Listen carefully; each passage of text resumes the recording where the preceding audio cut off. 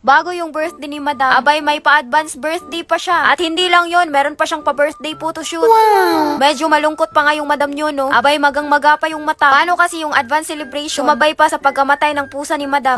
Eh, kailangan nang ituloy to. Kasi matagal na nakaset yung schedule. Hindi na pwedeng i-move. Takpan mo na lang ng foundation yung maga mong mata, Madam. Malapit lang yung venue sa bahay nila, Madam. Pero dahil may dala siyang mga pagkain, nagbida-bida na lang siya sa pag-drive. Yung mga habal-habal drivers, isang oras din naghintay. Akala din nila hindi sisipot si Madam. Pagkadating, binaba na kagad yung mga pagkain. Syempre, hindi pwedeng walang lechon. Partida, meron pang foam box na punong-puno ng kanin. Ewan ko na lang kung mauubusan pa sila nito. In-order ko lahat ito sa Drills Lechon and Catering. Kasama na din itong lechon. Pagkadating, hindi pa kami nagsimula kagad. Kasi hindi pa pala kami nakagawa ng program. Buti na lang, meron kaming nahila dito na MC. Kanya-kanya na sa pag-greetings itong mga to. Lalo tuloy naging emotional tong si Madam. Bali, nagpasalamat lang sila sa kabaitan ni Madam. Sinabi ko sa kanila na ayaw kong magsalita kasi baka maiyak na lang ako. Ayaw talaga pumayag, pinakyat pa ako sa stage. Puro mga lalaki tong mga to. Tapos mas matanda pa kaysa ni Madam. Buti na lang talaga nakikinig tong mga to. Pagkatapos kinantahan na kagad nila si Madam. Hindi lang basta kanta to, may sayaw na din. Diba, ang saya lang nilang tignan? Yung tipong happy birthday lang yung kinanta pero may pasayaw pa. Agoy, parang naging SPG na to ah. Abay, sino ba naman ang hindi matatawa nito?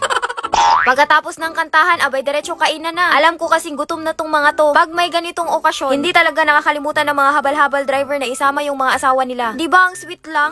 Nagbigay talaga ako ng panahon at oras dito sa mga habal-habal driver na i-celebrate yung pa-advance birthday ni Madam. Abay, mahal na mahal ko tong mga to. Pagkatapos nga ng kainan, namigay ako ng konting giveaways. Behave na behave tong mga to, nakapila pa. Hindi nila alam, pang pagwapo lang pala. Mga sabon to na nakatambay lang sa mansyon. Pinamigay na lang ni Madam para gumwapo naman tong mga habal-habal driver. Pati din yung mga asawa nila nabigyan.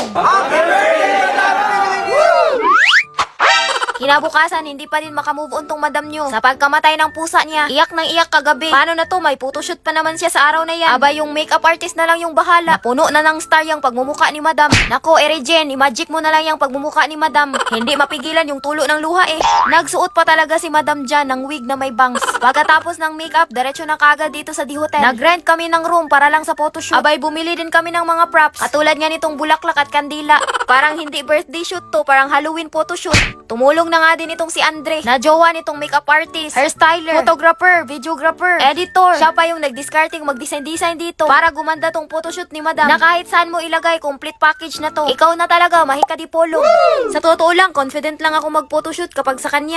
Siya na ang nagtuturo sa akin kung ano yung posing na nababagay. Kung si Madam lang yan, ako, baka natulog na yan dyan. Pasensya na di hotel di polog, nagkalat si Madam dito. Pagkatapos nga ng aurahan namin dito, medyo nakahinga ng maluwag-luwag tong mga kasama ko. Maski si Madam napagod, maganda-gandahan. Akala ko dun lang natatapos ang lahat. Dito pa talaga kami sa kalsada nagpasaway. Kung bubusinahan kami ng mga sasakyan, meresi talaga kay Madam. Sobrang saya ni Madam na bongga yung birthday photoshoot niya.